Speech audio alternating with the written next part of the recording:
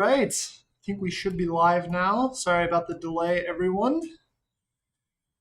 Let's make sure that we are streaming.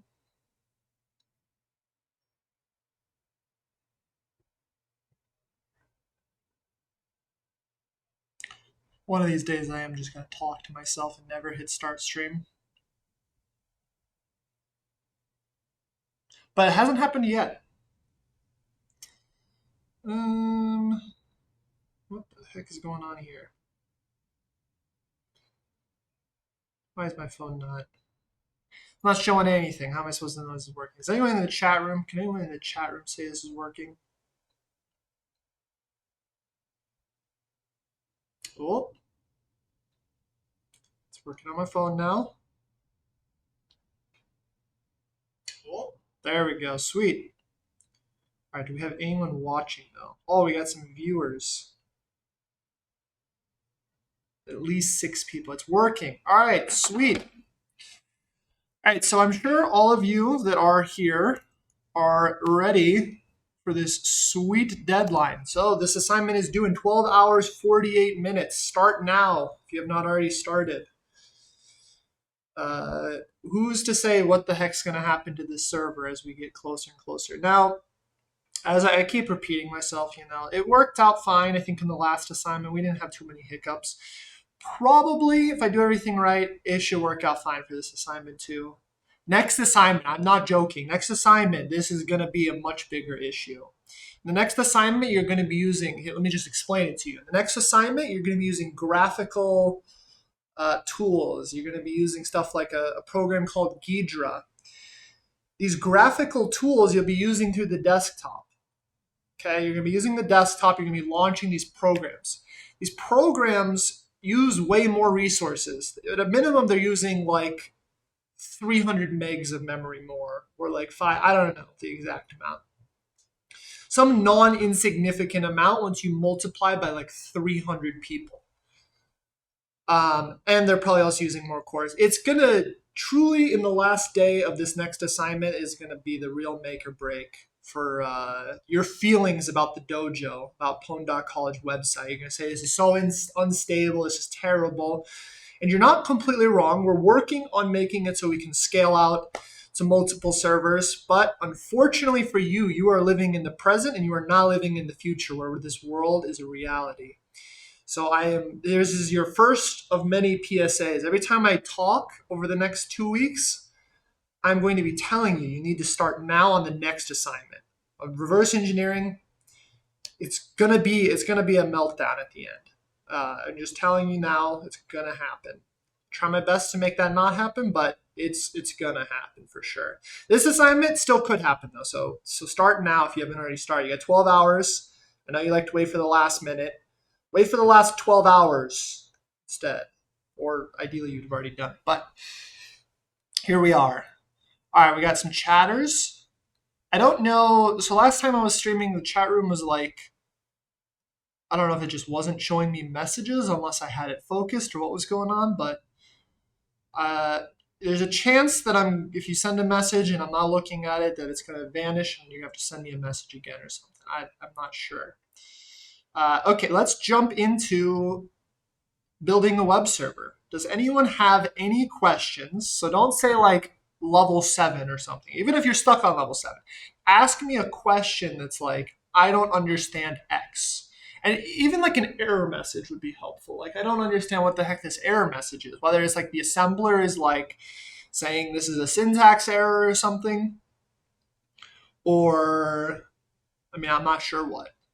Depends what your issue is. It could be an algorithmic question, right? So I'm sure some of you have struggled or currently are struggling or soon will struggle with this relatively simple algorithm. But again, we're writing in assembly. We're not writing this in C or Java or Python. I'm sure this algorithm would be way simpler to implement in a higher level language. The algorithm being parse an HTTP request. All you need to do is pull out the path. So let's actually pull up an editor. We need to pull out a path. So we get a basic HTTP request. It's going to look like, give me some resource here, HTTP 1.1, and like that's it, right? This request comes in. We do a read system call. We read on like file descriptor 4 or something. Maybe it's 5. I don't know what it actually will end up being. Let's see. So let's start with 2, then 3 is your server file descriptor, then 5. Wait, 3. So 4. Probably 4. Well, probably 4. I don't know. Your client socket file descriptor, whatever that ends up being. It doesn't necessarily have to be 4. It's just however you write this program. Probably, I think it's going to end up being 4. And you're going to read into some buffer, some location in memory. I say buffer. Buffer really just means something that's addressable. I need a memory address that my program right now has permission to write to. I have a write permission to this region of memory. We haven't really talked about memory's permission model. There is a permission model. We need to be able to write somewhere in memory. This is what this read system call is expecting. It's kind of like a little bit, sometimes I think some students get confused about read versus write. It's like the read system call reads from a file descriptor and writes to memory, or maybe we just say reads from a file descriptor into memory. We need some location in memory. It's going to be like 402000 or something. That would be, for example, if we do like .section, .data, and then we say buffer, and we say like space 1000, right? And then if we wanted another buffer 2 that was 100 bytes, we'd say like 100. And this is reserving in the data section 1000 bytes. Really, it's just like buffer is a location in memory. This isn't like, there's nothing real about it. I mean, it depends what real is, right? We're just saying I have 1000 bytes worth of space. I have 100 bytes worth of space. At this location, into this offset of the data section, we want to call this address right here the buffer. So the very beginning of the data section, just call that buffer. That the name of that address is buffer. The name of this is buffer2, right? This isn't saying, I mean, this is equivalent-ish to saying like car buffer 1000 or something as a global variable. But I mean, technically we could do like 500.space 500, and this is still 1000 bytes, right? Like we're just reserving space in this data section. Okay, we need to point this somewhere. So we would pass like buffer. Technically, you could put RSP. This is the stack. The stack is also a writable section. We could just like say, screw this, we don't need this. Let's just use the stack. It doesn't matter what you decide to use. Whatever makes sense in your head, that's totally fine. Ultimately, you're doing this read, and you're going to say like, hey, give me 1000 bytes. I'm willing to read up to 1000 bytes. It's an edge case if we read more than 1000 bytes. Technically, if the results of this said, hey, we read 1000 bytes, the next thing you're supposed to technically do here is read another 1000, and probably buffer plus 1000, assuming you need more bytes allocated for yourself. This is why it gets a little tricky. Technically, we could have like reserve space. I don't know. If this comes back being the exact size that you read, technically do another read. And if this comes back now at 500, well, I was trying to read 1000, came back with 500, probably there's nothing left to read. We're good to go. There's different strategies for how many times you read. Maybe you're just like slowly parse through this and you're like, yeah, I've parsed everything I need to parse. I'm not doing any more reads. It depends. In this assignment, you're only doing one read. We're never going to give you too much data. Whatever the assignment says, it probably says like do 1024 or do 1000.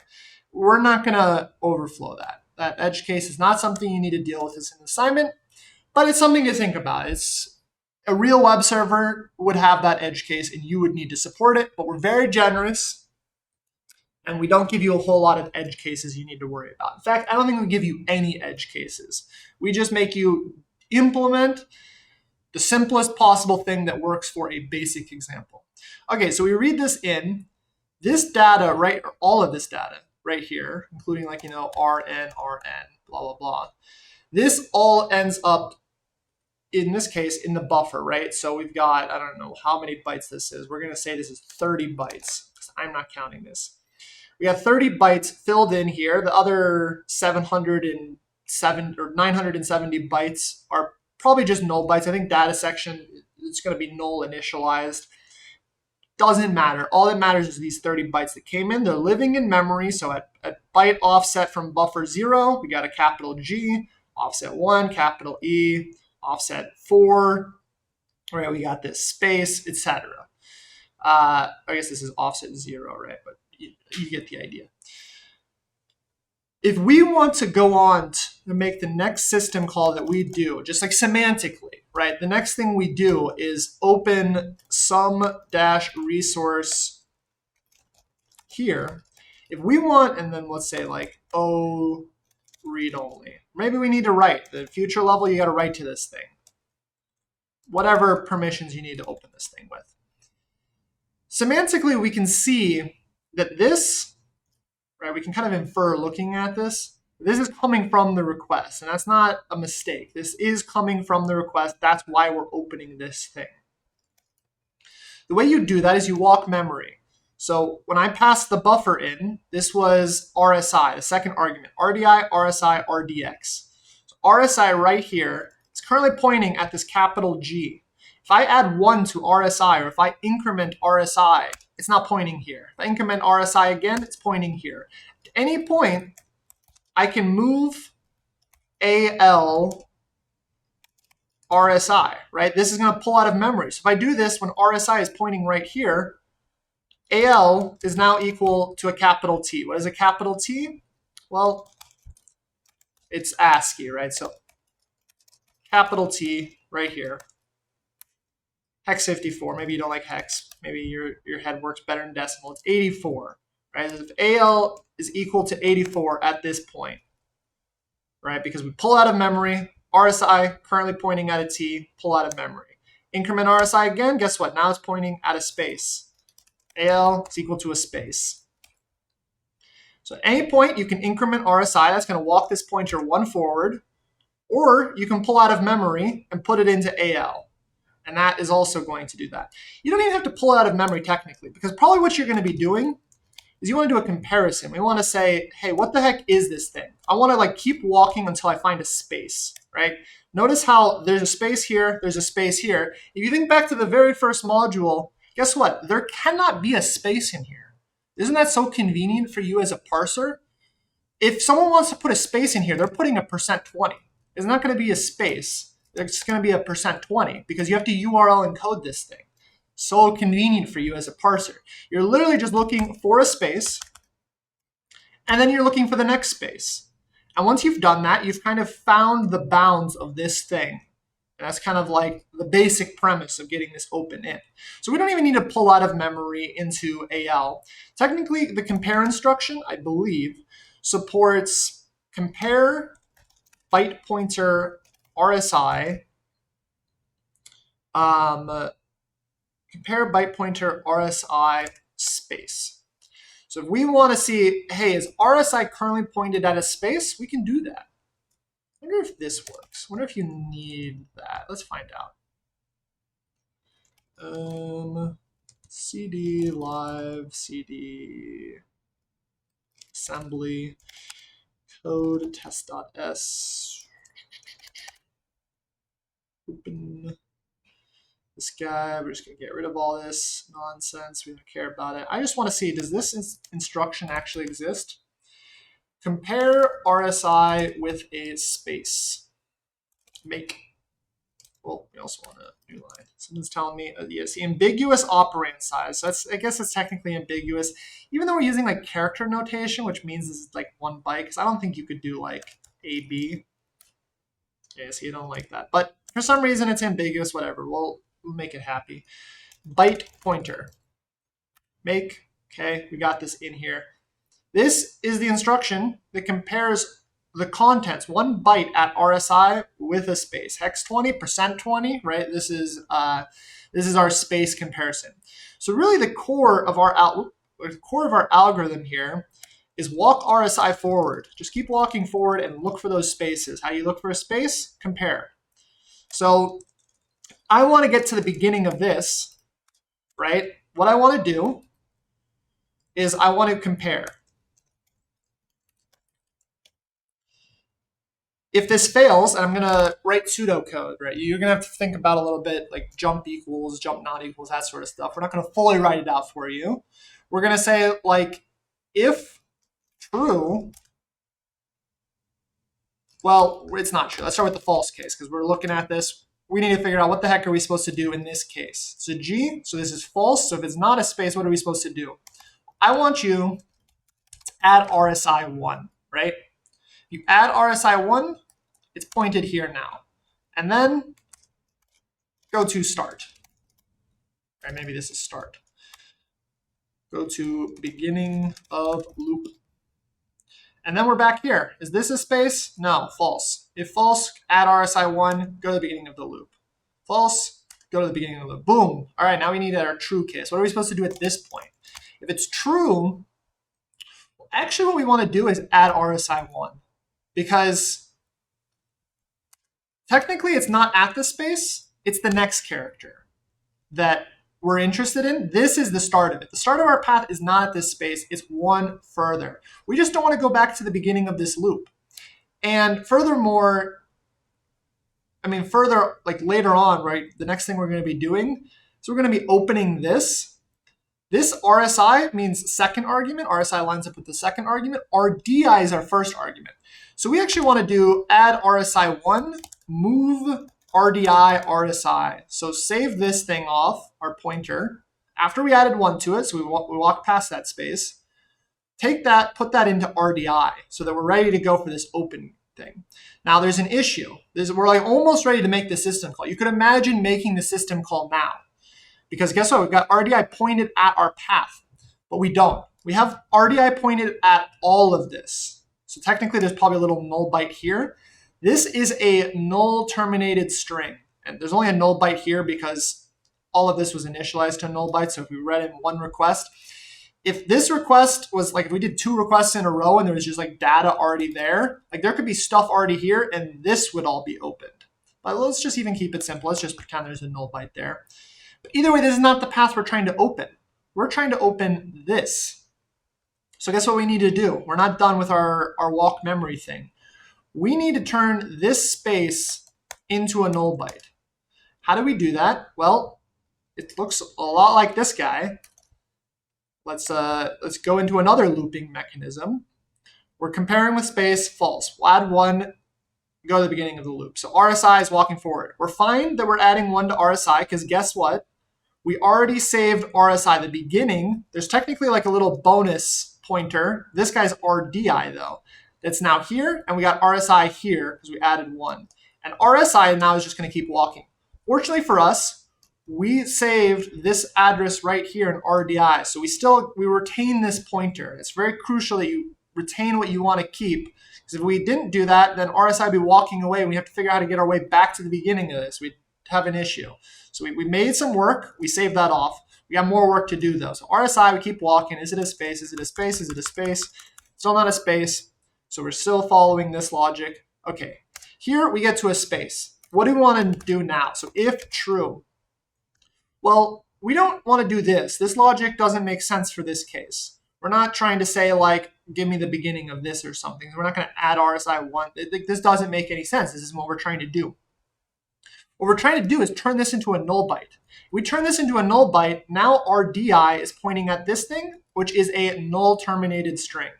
So if this is true, all we want to do is put a null byte at RSI. So move into RSI 0. Now, this is ambiguous. Remember that ambiguity issue. Are we writing 1 byte? Are we writing 2 bytes? Are we writing 4 bytes? Are we writing 8 bytes? This is ambiguous. How big is this 0? How many bytes is this? So keep a very explicit byte pointer. Technically, we don't care. We could null out all of this also. So we could like write keyword pointer and all of these would get turned to null bytes. We don't technically care, but that's not like semantically what we're after. So we should probably just put byte pointer. And then RDI is pointed at a null terminated string and it's ready to go for our open. This is the algorithm. I've even written most of it. I just didn't technically give you, how do we say if false? How do we say if true? You need some jump not equals. You need some labels that fall through, go up, that sort of thing. Hopefully, you're going to be able to do that. You can debug it if not, but yeah. Okay, I don't know if I got any messages while I was talking and going on this rant of this hypothetical problem that a lot of you are probably running into, / have already run into, will run into. I don't know if I missed any messages. But if people have more questions, now is the time to ask. We are taking questions on this module, not levels. Don't tell me level 7.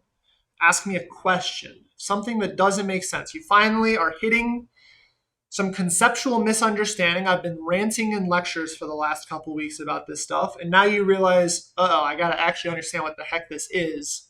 This is the time I can re-clarify. I don't care if I'm re-explaining something I've already talked about in a lecture. Let's just make sure we understand what's going on.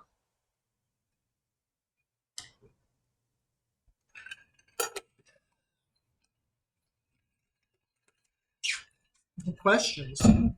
No one's got any confusions? Do we have people here? We got some people here.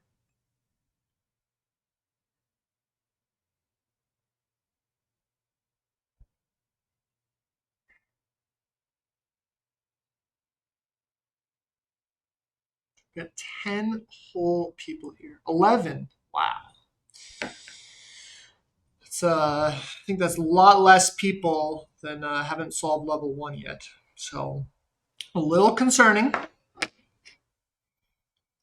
but maybe you have faith in yourselves to get it done.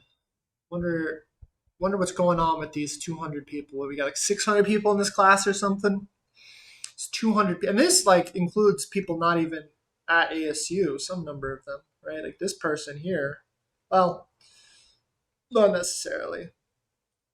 These people may or may not. Well, these people are probably ASU people. These people probably aren't ASU people, but these logos aren't totally accurate. It just goes off email. Cool. Do we got questions? 12 hours. I know you got 12 hours. It's like 200 of you haven't even started. What are you doing? It's okay. I probably would have done the same thing. But if you fail miserably as a result, waiting till the very end, that's on you. Because guess what? Now you're not able to take advantage of this office hours where I'm going to answer all of your questions.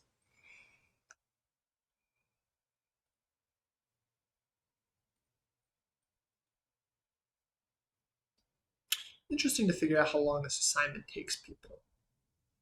Could probably figure it out with solve times.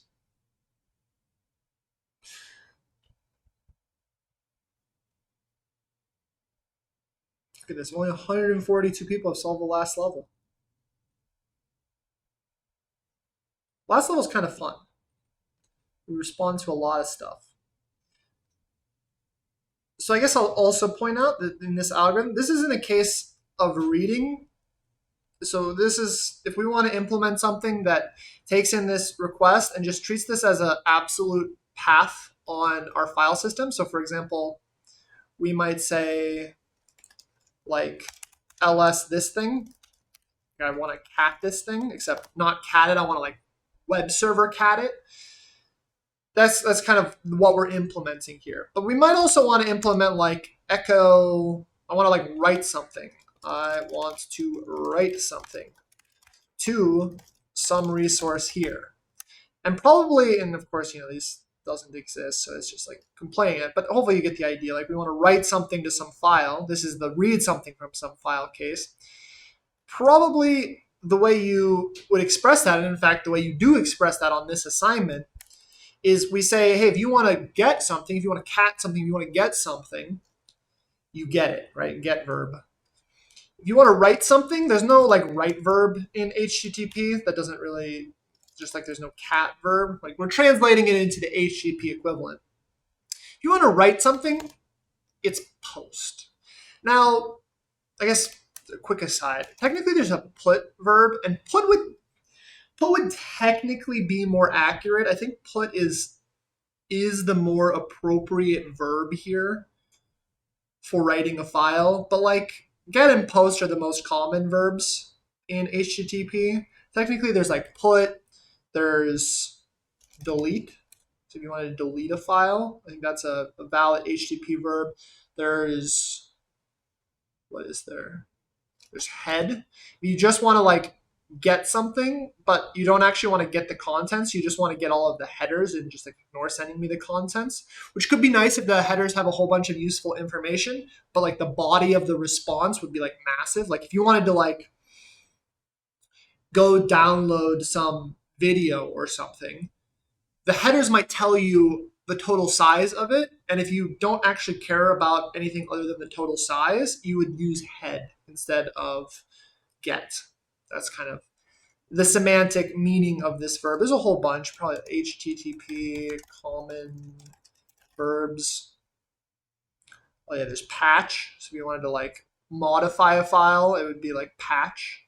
I don't know. Most people, get and post are by far the most common, probably followed by head. Head. Your browser does head for some things if it wants to get some information about it before it does it. Technically, there's things that use put and patch and delete and these other things, but we're keeping it nice and simple. Put is for a full update on an entity and patch for partial updates. Yeah, exactly.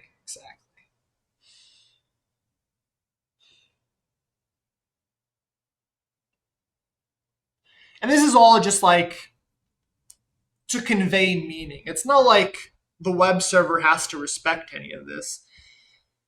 Technically, like we could do everything through post if we wanted to, right? We could post to get a file, we could post to update a file, we could post to delete, we could just post, right? You could do like post some resource here, read. And that means like give me the contents, and like post some resource here, delete. And that means delete it. Like this would be weird, but you could. It's intended to give some sort of semantic understanding of what you're doing to that resource, but technically there's nothing like enforcing it other than following conventions. It's important though to follow conventions. Okay, does anyone have any questions about this module? There must be someone with some questions.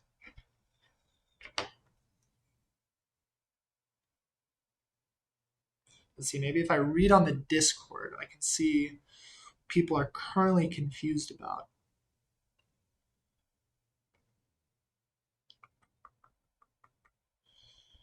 Building a web server. Okay, the very first thing that I see is someone is confused about level 11. Will not. I'm having a past post where my level 10 and 9 work, but will not work for 11, and there's no error codes. Do you have the schedule? The classes for me to try to follow it up. The schedule of the classes. So I don't know what the context is, but I guess what I'll point you at. Don't log me out. Hopefully I didn't get logged out. Nice. We are on, so I don't know where you're coming from if you're just like stumbled onto this stream as a random Twitch viewer. We're on the pwn.college College website. We are on courses, CSE365, spring 2024. And this course thing, if you create an account, you have to create an account to see this course thing. Or you can just go directly to the link, technically, which I'll show in a second here. For some reason, I guess we need to update it so you can see that, even if you're not logged in. This right here, pwn.college/dojo/CSE365 S2024 course. This is the syllabus. So this gives a whole bunch of information. On the 3rd, this is due tonight, Arizona time. All times Arizona time. Module 4 is starting up 1 minute later. And we'll just keep going. As for if maybe your question is where the heck are all of the videos? Well, we got some videos on the module itself. So this gives primer. Oh, that's a fun one. This gives a primer of a bunch of this stuff. And then also on youtube.com/pwn.college, we got a bunch of videos as we do these things, the lectures, these office hours, and then twitch.tv/pwn.college where you are right now. Past videos are also there. I think we have turbo, which means it's there for 60 days or something. Cool. Yeah, just landed by Twitch. Sweet. Yeah, that's what we're going on here. This is ASU's, Arizona State University's CSE365. This is our office hours. Tomorrow in 20 minutes, so I don't know your time zone. In 20 minutes tomorrow, we'll have our first lecture on the next module, which is reverse engineering. And then also Thursdays at that time, 20 minutes. Cool. All right. No one has questions? How could that possibly be? I guess someone had a question. On the Discord, at least. Oh no, but they solved it. They don't even care. Let's see what happened.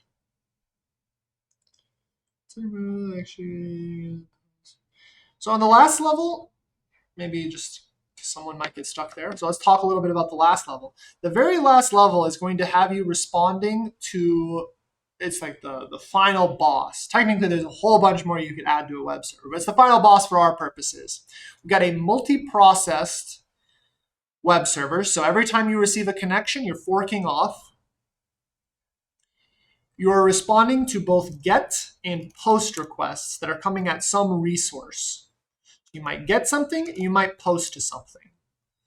If you get it, we want to do what we said before, we get the contents of the file. If you post to it, well, this is very simple, right? Because this is what it looks like. Technically, I'm saying like it's this. It's not exactly true. There's going to be like, why am I forgetting? User agent. It's going to be like user agent. I don't even remember I think request / 1.12 or whatever. I don't know what it is. You're going to have some user agent thing. You're going to have accept content type, or I don't know.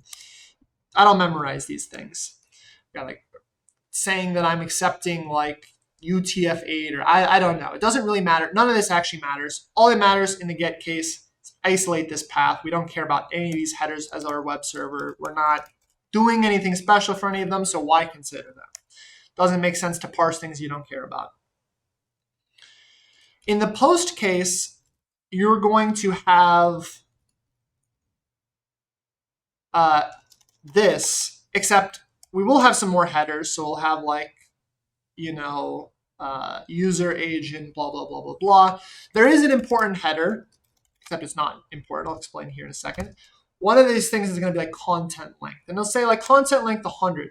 What that means is I'm sending you 100 bytes. Not that this whole entire request is 100 bytes, but then I'm going to have a body. So technically there's a little RN here. This is our new line, RN here, bonus RN right here.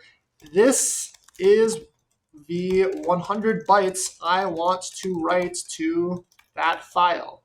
Right? This is the contents of our HTTP request. So this right here needs to end up in here. And we know how long this is because of content length. Now, technically,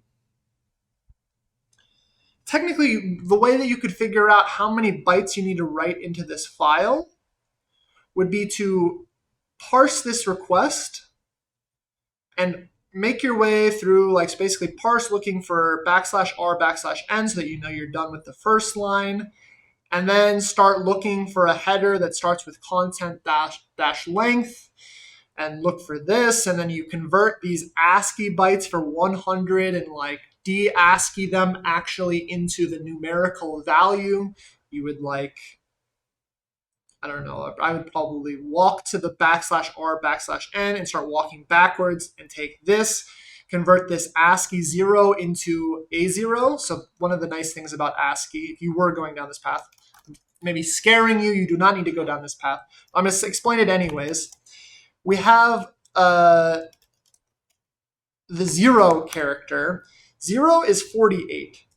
1 is 49. 2 is 50. 3 is this. The way that you convert ASCII 0 into integer numerical value 0 is you literally just take this 48 and you subtract 48. So that gives you numerical 0. This ASCII 1 came in as a 49. It would be 49 minus 48. Whatever this byte is, this ASCII byte, if you know it is between 0 and 9, right? So between 48 and 57, all you do is subtract 48, and that gives you the integer numerical value. So it's converting ASCII. If you want to convert an ASCII digit to a numerical value, you just subtract 48. Maybe that sounds like insane. Like, what do you mean you just subtract 48? Well, that's how it works. You just subtract 48 because 48 is the beginning of our decimal values. in ASCII. So subtract 48, you get to the value. Cool. So you would walk to like the end of this string and start walking back. So we take this, we would take that ASCII 0, subtract 48, we'd get 0. Then we'd keep walking left until we find a space probably. And then we'd get here, we'd realize this is a 0 also. We would subtract 48, but then we need to multiply by 10 because this is the tens place, right? And then we get here, we subtract 48, we get a 1. This is the hundredths place, so we multiply by 100. So we'd have 1 times 100 plus 0 times 10 plus 0 times 1. And you would just keep doing this until you found a space. You'd add all these things up together along the way. And technically, that would be how you implement, I believe the C function is, what is it, A2I? Do I have that backwards? Man to A2I. Man, it's not the second page. Convert a string to an integer. This is the C function is named A2I. This would be how you could implement that. Possibly there's more efficient implementations of that. I don't know how you would do it more efficiently. I think you need to look at every digit at least once, but I don't know. Maybe you can look at, I don't know. Maybe there's an optimized version, but that would be the simple implementation. And then you'd get the content length, and then you'd know that eventually I'm doing a write to like file descriptor 5 or something of this. And that's how we would know that this argument right here is 100. You don't need to do this. Okay, when this request comes in, it's going to come in all at once. So we're not making you implement edge cases. Technically, this could come in over multiple, but you could also do it simpler than handling this in that case also. You know the total length of this full request. Because when you do read for post, right, some buffer, you're reading into some buffer, and you say, give me 1,000 bytes, this is going to come back and it's going to say 317. All you need to do is walk forward, and in the same way that you walk forward looking for spaces, this time, what you're going to do, so let's put this all on one line. So you're going to walk forward. So you're going to do the same space trick where you go +1. So now you got your pointer to this file so you can open that later. You walk here, set this to a null byte, and then you just keep walking. The next thing you're looking for is not a space as you're parsing this thing. The next thing you're looking for is \r, \n, \r, \n. And it's very nice. You can compare, what's it called? A D-word pointer, so 4 bytes of RSI. You can compare that with this. You can do a 4-byte comparison at once. Let's make sure that's true. Hold on. Make sure I'm not making stuff up. That the syntax does, in fact, support that. 0x123456. And we make, yeah, cool. So you can do a 4-byte comparison. So rather than a 1-byte comparison as you're parsing, we do a 4-byte comparison. This right here, this \r, \n, \r, \n, just like when you're looking for a space, you're just looking for this. You're not looking for a 1-byte value, you're looking for a 4-byte value. Now, unfortunately, our assembler does not allow us to do this. It would be very cool if it did, and in fact, it should allow us to do it. Make a pull request to the GNU assembler to give us this capability. Probably you're not going to get that pull request accepted, but this would be very cool if we could do this. Unfortunately, you can't. But what we can do, oh, I lost my shell. New terminal. ps1 equals that cd live cd assembly IPython. What we can do is we can take these bytes. So I'm saying B for bytes in Python. And we want these 4 bytes. So this 4 bytes is not 8 bytes. \r is a single byte. It means give me carriage return, new line, carriage return, new line. This thing right here, right, 4 bytes. We can do, in Python, we can say int from bytes, this thing. Now, wait, what? Oh, from bytes, plural. Then we need our order. we want this. Hold on, let me think here in my head. And this is where sometimes endians gets confusing. I'm trying to think if we want a big endian or a little endian. How do we actually want this expressed?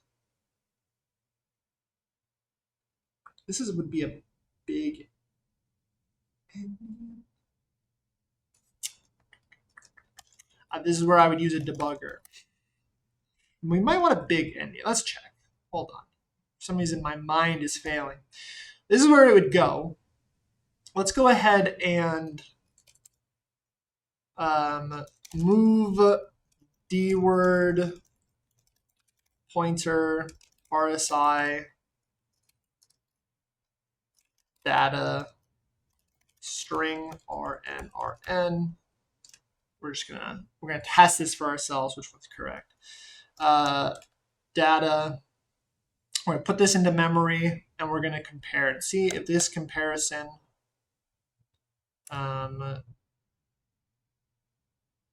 we'll say what?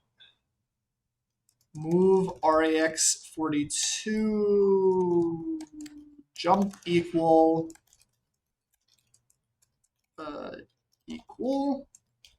jump if equal to the equal case, not equal. Move RAX2. Okay, let's use this to see what the heck is going on here. Kind of a little convoluted way, but let's do it anyways. See, even I fail at endianness. I can't wrap my head around strings represented as little endian versus big endian. We can test it. What is it complaining about? Oh, too many. Okay. Move RAX.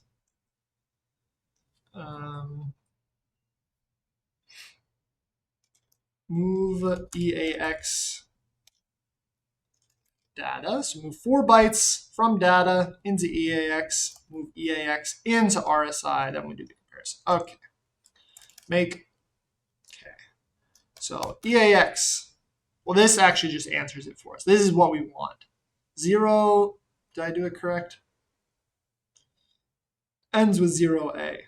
Now it looks like we did it wrong. Let's confirm. Step. Wait, what the heck happened?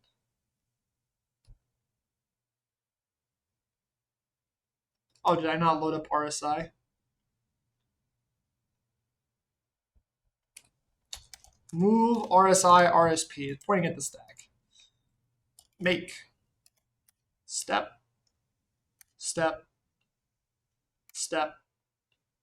Okay, so this is currently sitting in memory here, right? So 0A. Excellent. Wait. My mind is melting. No, right here. \r, \n, \r, \n. Yeah. Cool. And then step. Are we equal or not equal? We are not equal yet. So we need to flip this around. So we'll just put a 0D at the end. And get rid of that. 0A, 0D, 0A, 0D. Let's see if I can remember this now. Yeah, because we need it backwards. So \r, \n, \r, \n. So yeah, it gets very confusing when you're like endian swapping multiple times. I struggle with it, and I've been doing this for multiple years. Okay, we need to type our string basically backwards because, yeah, that's what's going on. Because it's getting expressed as a little endian integer to go into memory, but really it was a big endian, so you need to flip it because strings would technically be big endian because you want the first byte for it. Believe me, I can confuse myself with this as well. Okay, so this is what we want. If we want to look for this thing, this is what we're looking for. \r, \n, \n. Compare with RSI, back to this diagram. Okay, so this is what we're looking for. So all we do is we just keep comparing with this thing, right? Our algorithm is do this. Otherwise, so if false, add RSI 1. Jump beginning of loop. And we just keep walking. Maybe in your head you should want to visualize this as like you got 4 arrows looking at once because we're scanning 4 bytes at a time. Well, technically I skipped it. And also we have this issue where it's got backslashes in there. These are backslash r, backslash n, backslash r, backslash n. We line up, and then what do? We add 4, right? We add 4, and suddenly now we're pointed at the contents. Along the whole way, so I said that you don't need to do that content length thing. We don't need to parse this out. The reason for that is we know the whole length of this. When I did this read and it said 317 bytes, this entire time I've been parsing this request. What we should do, there's a bunch of ways to do this. This entire time, every time you increment, have a little counter. So for example, move RBX 0. Start our counter out at 0. RBX is going to be our counter. Every time I walk forward 1, whether I'm doing this space thing or I'm doing this backslash R, backslash N thing, add 1. Just keep adding 1. Keep adding 1 to RBX. At the very end, when we're pointing finally all the way over here, we can take this number that came in to this read request and subtract our counter, and that's how many bytes is left. So that's how many bytes it is. We don't need to parse this thing. We can just subtract the total bytes read from how far we've walked forward. Otherwise, maybe even simpler, we don't even need a counter. Keep this pointer here. If you keep this pointer here, and we got this pointer here, you can just subtract these pointers. So you don't even need a counter. As long as you keep track of where the heck the beginning of this is, we can just do this minus this. That gives us this whole length. So instead of doing the counter, we just keep track of the beginning, do the subtraction. Now we know how the distance of this, and then subtract that from the total. So it's just like a nice little math operation there.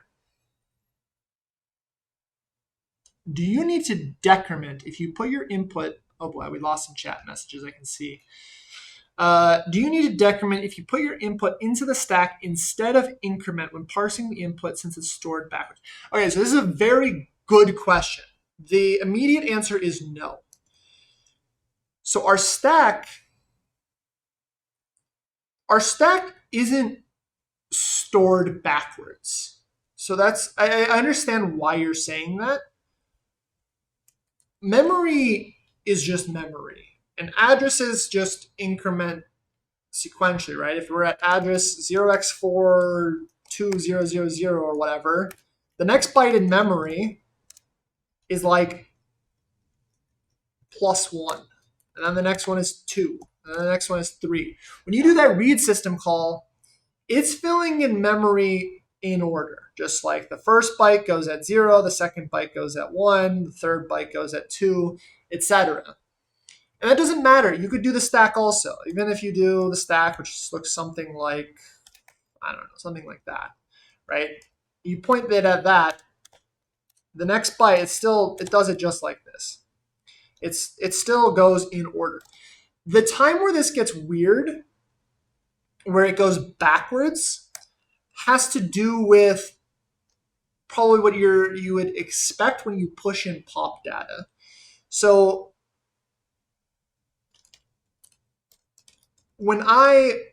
some people say draw the stack top to bottom. Some people say draw the stack bottom to top. Some people say draw the stack right to left. There's a whole bunch of interpretations of the stack.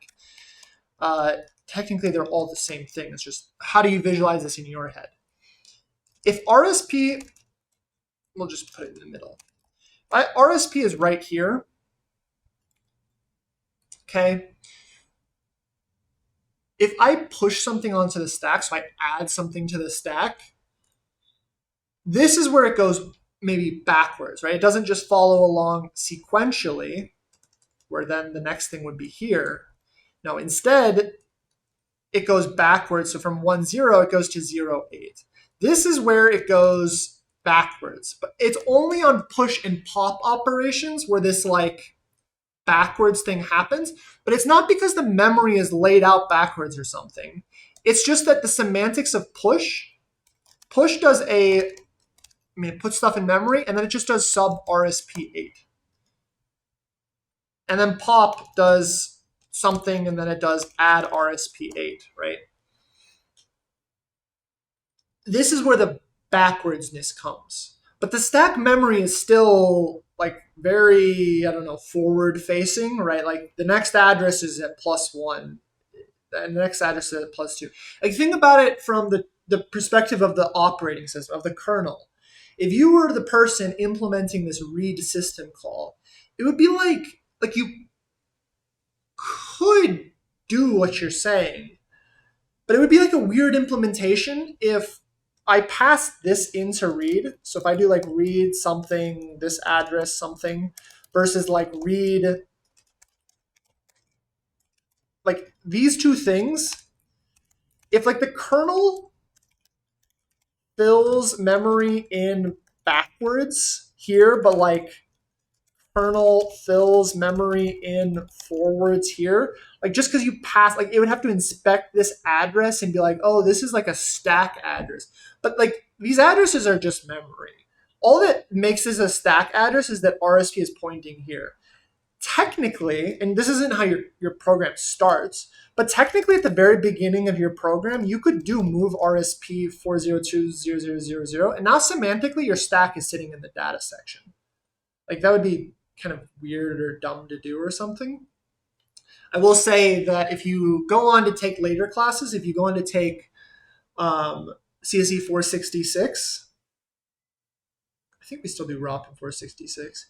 If you basically, once you go on to learn about return-oriented programming, which is a exploitation technique, there is a place for moving the stack into the data section that has to do with like ROP gadgets, but this is like an exploitation technique.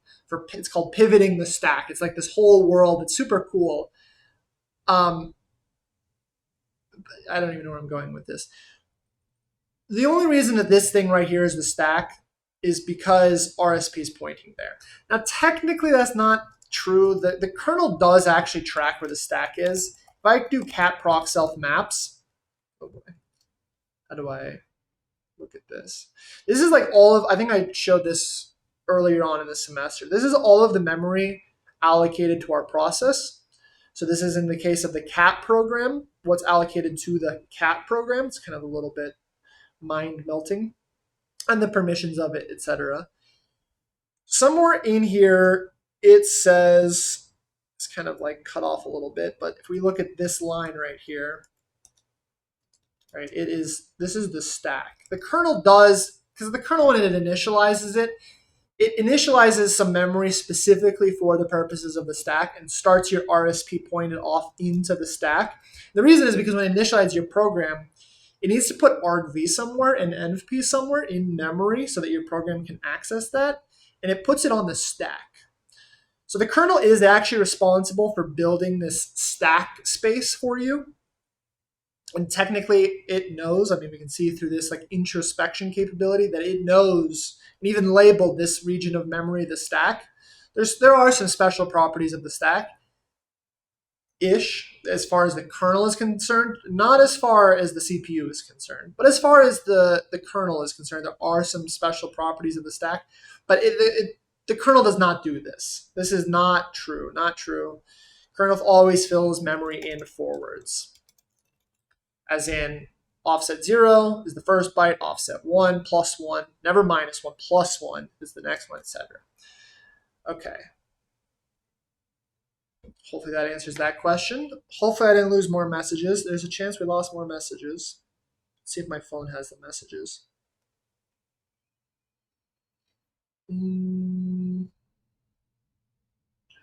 Oh boy.